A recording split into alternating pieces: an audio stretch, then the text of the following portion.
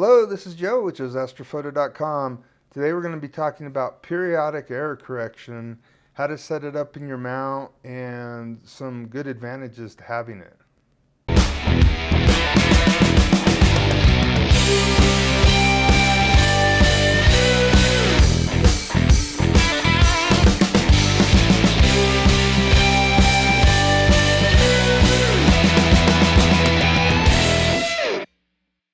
So recently I've been working with Glenn from astrobloke.co.uk. If you haven't checked out his channel, I'm going to link it up here for you to check out. It's really good. Um, we were working on a collaboration video and he was taking control of my telescope for the night, and he noticed that I didn't have my PEC turned on, the periodic error correction, in my mount. We have the same mount, and he was showing me the advantages of having it turned on and the better guiding that results from having it. So the following video is pretty much me and him working together. We did a voiceover after that night in hopes that we could try and instruct others how to use PEC if you're not, and if your mount's capable of recording that PEC, you can set it so that it's permanently there and it doesn't disappear after a night of imaging. Glenn, so show us what you did to get PEC working on my mount. Yep, no worries. So on the eqmod, Joe, we just opened it up, and you just push this plus sign here, and you get all the way across. Hang on a second, wait for me to catch up. And you got there. You can see there that your PEC is inactive. Right. So if you just scroll through, it just rolls through all the settings, and then you can get back to that. And it just that's where you would actually start off by recording your PEC curve, which is your periodic error correction, and then we can turn on autopec. Cool. Now this will work with people with the EQ5 as well, Glenn. Yeah, it worked with any mount that's got PEC training available on it. So if your mount has PEC training, you can use this with it. So under the eqmod, what we do, so I'm going to look over there, make sure nothing's turned on. On the top there, we go to this spanner on the right, and it gives us options here. And we want the gain at the top here to be 1 times 1. So Glenn, why does the gain have to be on 1? Okay, it defaults to 0, and 1 is like the amount that the correction is going to be applied by the actual PEC curve. So it needs to have a level of correction, and if you look in any of the notes relating to this, they recommend that gain is times 1. So that's the amount of correction that the PEC, the periodic error correction, is going to apply to your guiding. So you don't want it giving too much, otherwise it will you could send it all over the place. So I'm now setting how many cycles we're going to record. Now they say you should do at least 5, which takes about 45 minutes, but I'm going to set this at 9 so that we get the maximum number of cycles. I just think, we're doing it while we're doing an evening of imaging, so the more information we've got, the better the curve should be. Good. Oh, that's good to know. So you're looking at a worm cycle on the EQ6 being about 8 minutes. So we're going to have 9 of those. Cool. So, yes. So just over an hour. Yeah. So while we're imaging, this now will run, and we've got it. We push record here. You can stop the recording if you want. Obviously, it's not active at the moment, but you can see it says capturing, and so that's letting us know that it's capturing the periodic errors now on the worm. So it's starting to build the curve. Yeah, and it will start to record that. And when it's finished recording, it'll automatically start applying.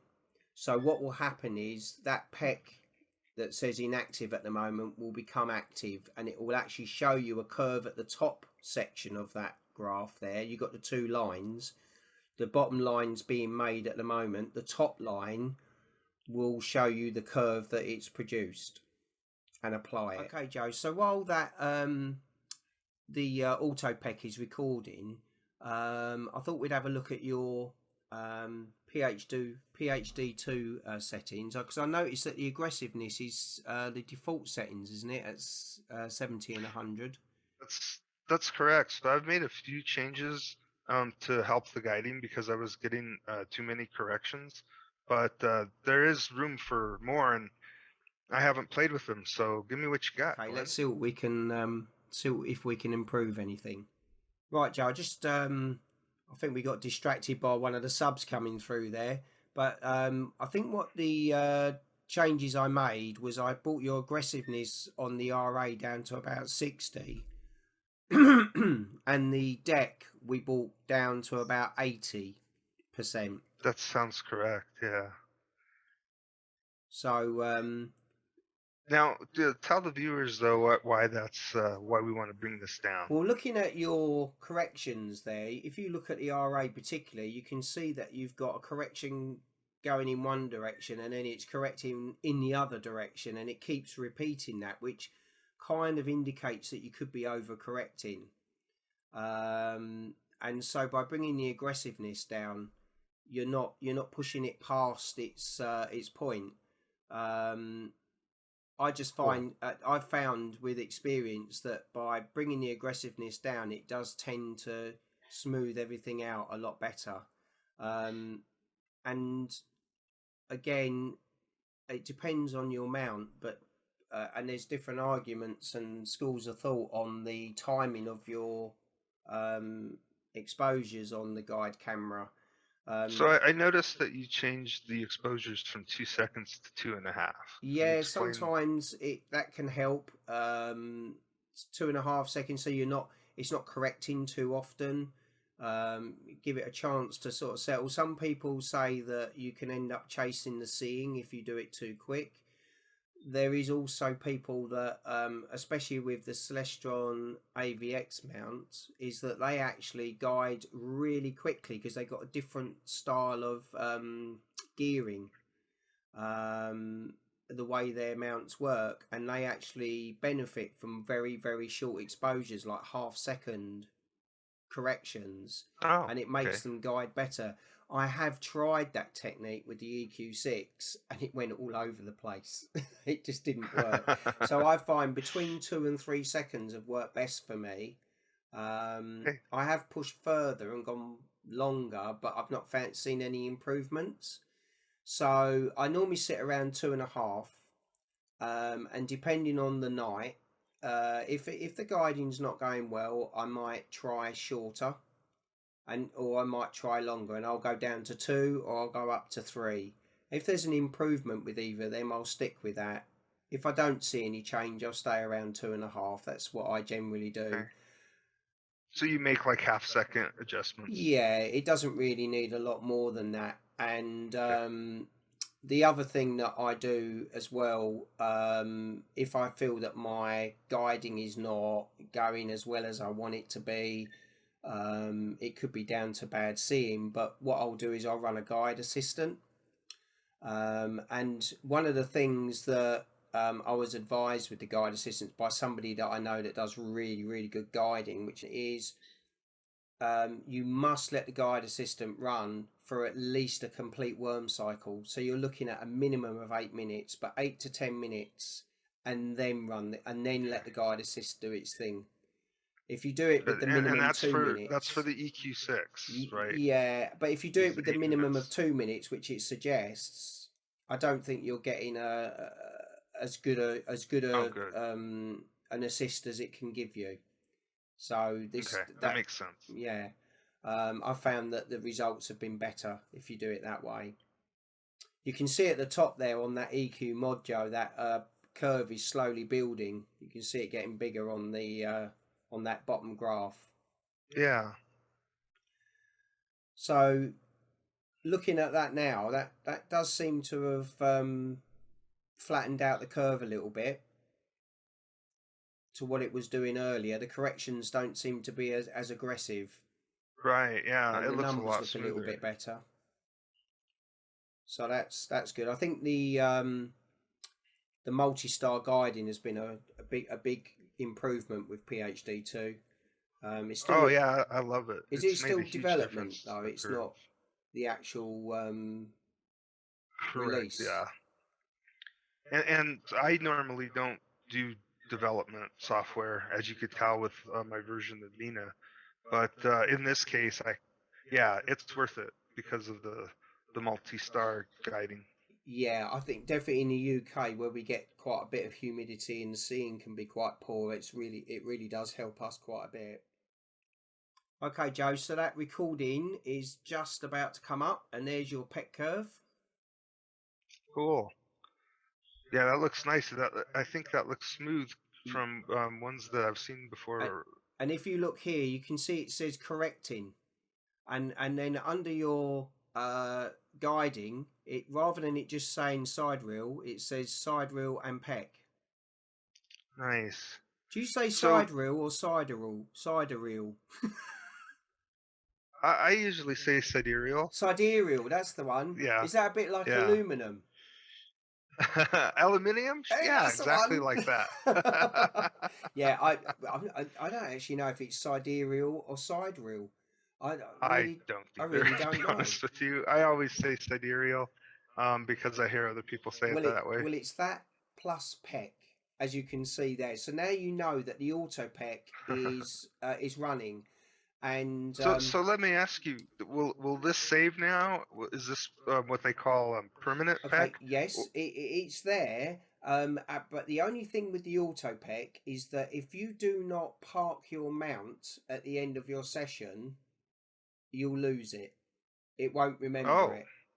Oh. So, well, is there a way to make it permanent? Yes, in case there is. I don't? Yes, there definitely is, and I'll go and show. I'll show you that. I'll show you that now, Joe. I'll go to that in a second. Oh, awesome! So when you're watching this, you'll see that there's a line that moves along the PEC as it's doing its corrections. So that's saved in eqmod, but it's not. Your mount hasn't got that saved into the motor sort of boards.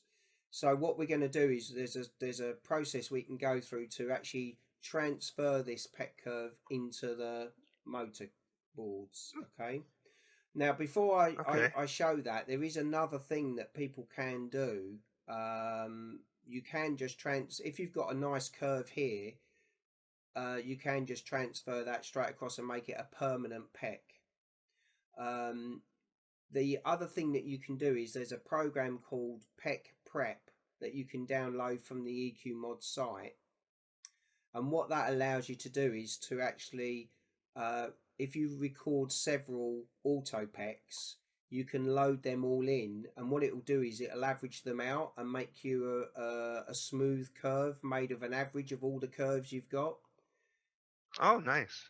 So if you feel like the curve you've got is not very, it's got a lot of big errors in it, or it doesn't look very smooth, you can put them all together. It will average them out and give you a nice smooth curve, and then you can load that and you can make that your permanent PEC. I haven't done that. I feel that my PEC curve is quite smooth, so I've used that, and as I say, it has improved my guiding. Looking at your PhD2 now with the PEC operating as well, it seems to have settled right down there, and you're not having hardly any RA corrections, or certainly not to the level that you were having earlier. And I'm dying to test it out. Unfortunately, we've had clouds for the last 2 weeks, but I want to get some 20-minute subs and with your lovely dark skies, they're going to look amazing, definitely. Okay, Joe, so what I've done here is I've just opened up large the eqmod just by clicking on the spanner at the top there with the 3 arrows. And what we're going to be concentrating on is on the far right hand side, the development testing area. And this is where we can take our autopec and make it a permanent PEC and cool. so that the curve gets recorded to the motor boards on your actual mount. And that way, if you even forget to park your mount, or you have a power cut, or you turn it off accidentally or whatever, you will not lose your PEC curve. It'll always be recorded and saved. Okay, That sounds perfect. That's exactly what I want to do. so we've got the autopec saved. So if we click on the tracking there, I'll just get everything up here. There's my autopec curve, and I click on the tracking there. You get sidereal and PEC, so it's running. Now you don't need to do this at night while imaging or anything. You can do this in the daytime, this bit, so anyone can do this at any time. So come across here and you click on record PEC. What will happen now is that the light on your mount will go from a solid red light to a flashing single light, flashing on and off. And what that's doing is the mount is waiting for the worm drive to be synced with the curve that's on the autopec. So it needs to be in sync. Now that can take 1, maybe 2 cycles. So that could be anything up to 16 minutes. Sometimes it can be quick. It just depends on your luck of where the worm drive is and where your PEC curve is on the autopec. Okay, so the sine wave that's on there is an 8-minute wave. Yeah, about 8 minutes for a cycle on an EQ6R Pro, and it needs 1 to 2 cycles for it to sync up and line up. And then once that happens, it will start recording. If you want to know what's going on, if you press this refresh button, Joe, you can see there it's telling us that the PPEC, the Permanent Periodic Error Correction, is in training. Oh, cool. Okay. And if you look at the top graph on the left-hand side that says it's correcting with the gain of 1, that was the thing we set when we did the autopec, you'll notice that in a moment there will be another line will appear. And that means that it's picked up where the worm is and synced with the curve, and it's starting to record the PEC curve across into the motor. And there it goes there. Can you see it's divided? It's got another line now. Yeah. And now that will run a whole worm cycle, but what it's doing is it's putting that PEC curve into the motors of the mount. So it'll be a permanent PEC. So it's recording that permanent PEC now. And you can tell it's doing that by, if you look at your mount light now, it goes from flashing on and off single to 2 flashes and then a pause, 2 flashes, then a pause. So the red light flashes twice, and then that lets you know it's recording. So it's just coming to the end of its recording now.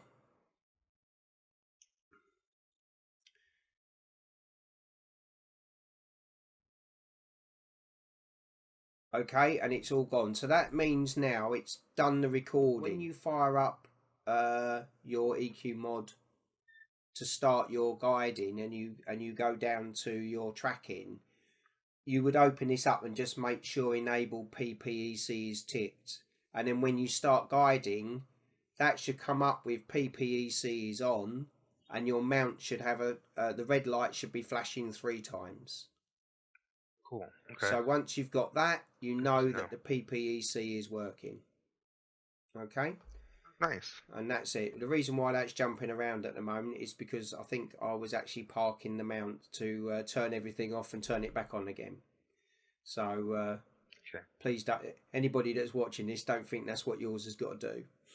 So let me ask you, Glenn, what should one expect to get after they've turned on PEC and after they've fine-tuned their guiding? Well, I know people's opinions differ. It does depend upon your focal length, because obviously the wider field of view you are, the more forgiving it is. But good guiding is still really important, because the better your guiding is, the tighter your stars are going to be. Absolutely. If your guiding's a bit off, you might still get round stars, but they're going to be a bit bloated. You know, because of the movement.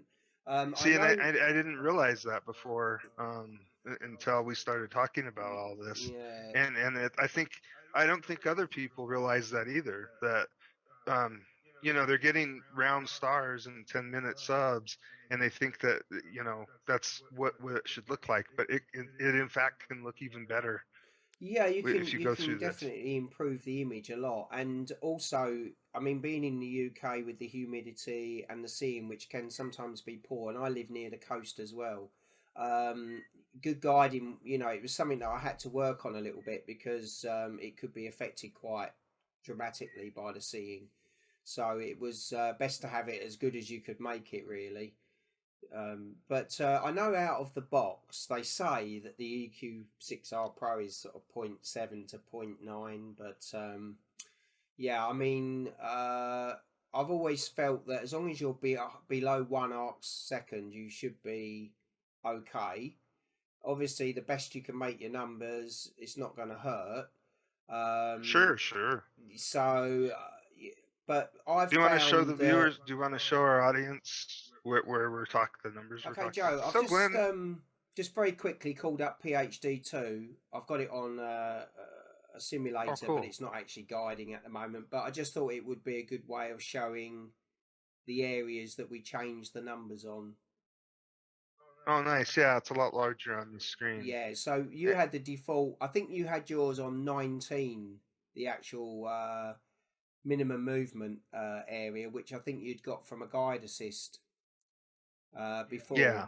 But on the RA aggressiveness, we dialed that down to 60, and we dialed the deck, and you can either click it or type it in, down to 80, and we found Hmm. it gave us a much smoother curve. And the number that we're Much better. really interested in is this one here, the total. So this is your RA and your Right. deck errors, and this is your total. And this is the one, not the numbers here. We have a number in brackets at the end, and it's that one that you want to look at. That's the one that shows you like the 1 arc second, and Right. then you want that And at before, below 1. So anything below yes, 1. and before you made the adjustments, I was sitting at 1.09 up to 1.25. Okay, And yeah. after you made the adjustments, it had dropped all the way to 0.6. And the PEC training hadn't even finished yet. Okay, so that's, I mean, as you can see there, 0.6. That's like half the errors, isn't it? Really, if you look at it that way. You Yeah. know, you're getting your guiding is much tighter, and you should show in your images that your stars should be less bloated. I know that you were getting round stars, you weren't getting egg-shaped stars or streaks or anything, so the guiding Right. was good enough, but you know, any improvement is going But to now help. it's even better. Yeah, definitely. So And you could see it in the HFR as well. And Nina will report the HFR to you, and it actually dropped that HFR. well, So that, that's perfect, and basically yeah, that's kind of some of the tips that you can go along. There's lots of big threads on guiding and all the different things, but they're the sort of simple changes that you can make, and I think they all do make a difference. They've certainly helped my guiding, so yeah, if it can help yours, I'm happy to share it, and I'm glad it seems to have made an improvement. oh, much better. And that's why I want to share it to my audience, Yep, and I'm sure you definitely. want to share it to your audience. And it'd be nice if you want to leave anything in the comments below too. And if you don't understand some of the settings that we've made in this video, please ask down in the Well, comments, what and I'll we'll do, Joe, try is and answer in them. the comments at the bottom, I'll put some links to the to eqmod, all the links to PEC prep, Yep. and that, and then I'll also type out a simple stages of how to get your autopec, and then how to convert that across to your permanent PEC, so people can read it as well. Oh, that's fantastic. Yeah. That's awesome. Okay. Well, hopefully it's helped. Yeah, I hope we've helped a lot of people. It's helped me, and I've already got better images for it. Now, if I could just get some clear nights I could put it to use. Yeah, tell me about it. This background isn't real. Unfortunately, a real background would just be a very grey, cloudy thing. Not as interesting to look at. So, yeah. Well, I hope you found the video useful. Thanks for sticking around if you've made it this far. If you have found it useful, please give the video a like and don't forget to subscribe. If you have any questions, please drop them in the comments below and I'll do my best to answer them for you. We'll see you in the next video.